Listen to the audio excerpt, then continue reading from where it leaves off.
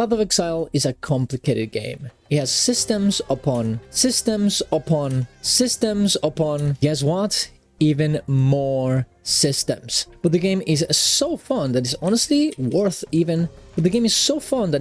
worth trying it out and learning just because of how good and fulfilling the experience is. This is why in this series of videos I will be showing you all the things that I, as a new player, am learning, as I've never played this game and have no idea how it works, so we can both learn together the things that most veteran players don't really understand. We don't understand. So let's go from zero to exile. Subscribe to the channel for more content like this. Go to my Ko-Fi if you want to support my content. Go to my Twitch to watch me live, and let's get into it. Have you ever had a situation where you want some sort of node, but it's too far away to actually get? There's no way you're gonna be able to get it from here to here, for example. Well, I didn't know this until today, but apparently you can actually do this with the delirium / distilled system. If you guys don't know, if you get this kind of distilled things from the delirium event, the delirium maps, you can see here, this is the symbol on the left is the one that signifies that you have delirium, and I'll explain how that works later. If you finish it, you will be getting this distilled stuff, and when you click on it, you'll see that you can get an amulet N and put this distilled stuff on top of it, and it will do something, a random effect upon your amulet, which is very, very good to upgrade it. In this case, by putting the 3 distilled ires, you'll get a gain element threshold equal to the lowest evasion and armor on your boots. So, not that interesting, but definitely something you can get. But there's also something you can...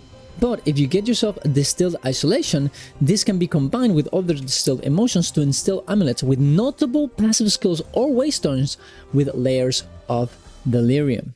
Which means that the big passives, for example, like Burning Strikes, like one with the river, like any of these things, any big node, you can actually put upon your amulet, which is super useful. In my case, I want to get Burning Strikes, but sadly, Distilled Isolation that requires this to happen will require 500 Exalted Orbs or 5 Divine Orbs, and obviously there's other conversions, but this is very expensive. This is why running Delirium and investing into it is very, very good. But you don't actually have to go for those big nodes. In this website right here, you can see that you have all of the possibilities you can get with different distillations. And there's a lot of them that don't need isolation and they're still very good. For example, High Alert, Distill Ire, Distill Greed, and this will give you 50% evasion rating when on full life. This is insanely good. Insightfulness, 18% increase maximum energy shield, 12% increase mana regeneration rate, 6% increase intelligence. Absolutely awesome too. And you can go here and go check your own without isolation and check which ones you can actually get. Look at this, all natural, 5% all elemental resistance is 30% increased elemental damage. This is absolutely great for me.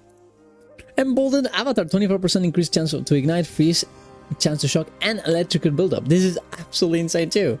And it does not require an isolation. So you can just go through this website, check whatever your build requires, and just go and get whatever you want.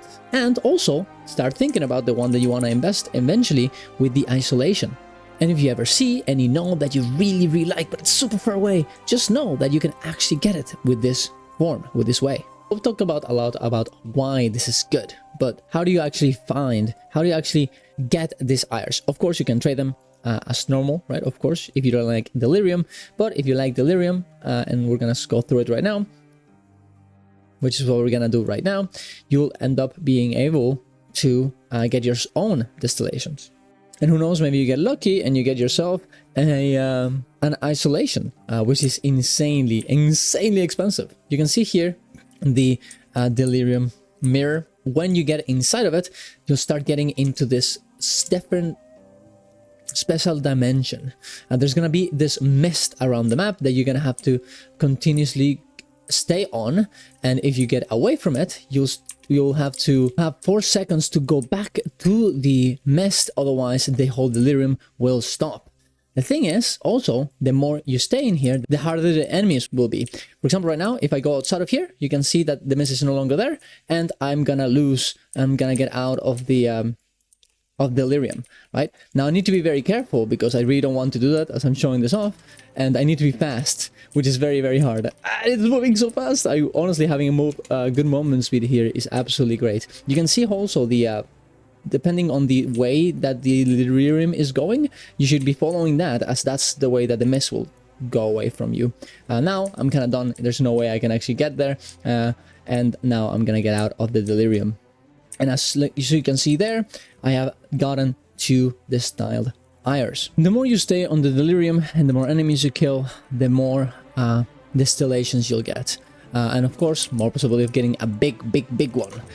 There's also these little mirrors inside of the delirium, like this, that will indeed give you special enemies. And of course, by killing them, the more possibilities you'll get other distillations. Now you can see here on the bottom left, you'll see the amount of distillations you've gotten. Now, if you really like delirium, you can start getting yourself some points by killing some of the bosses and getting better effects. Now, it's not going to be a comprehensive guide on delirium, just a little bit, so you guys can start going for it. You can go check, one of those very, very veteran videos to check out exactly what you do to completely min-max this, but you can definitely start doing that here, of course. But if you want to just start blasting this and start playing it, you should just go in there, check the maps that you have on Delirium, get yourself tablets that you drop inside of Delirium to get more Delirium maps around your towers, and of course this will give you more possibilities of playing this mode more, get the bosses, and of course getting more loot. So let's summarize everything in one sentence. Delirium gives you distillations that you can get into your amulet to get different passive nodes, big notable ones and just normal ones. Delirium can get you distilled emotions to put inside of your amulet to get different effects, essentially effects that are inside of your passive node. Some of them are more expensive, some of them are not. You can get into a delirium map by going into the atlas, and the more you stay inside of the mist that moves around, the harder it gets, but the more rewards you get. And eventually you'll start getting bosses that will give you impossible nodes into delirium to make it a bit easier for you and get more rewards. But that's about it. That's all I have to talk about. Please let me know if I got anything wrong so I can correct it. Please tell me if there's any other stuff that I should know. And I hope that you guys get a good experience playing this game, and of course doing this to get yourself some very good notes. Thank you very much for watching, guys. Go to my Ko-Fi if you want to support my content. Go to my Twitch to watch me live.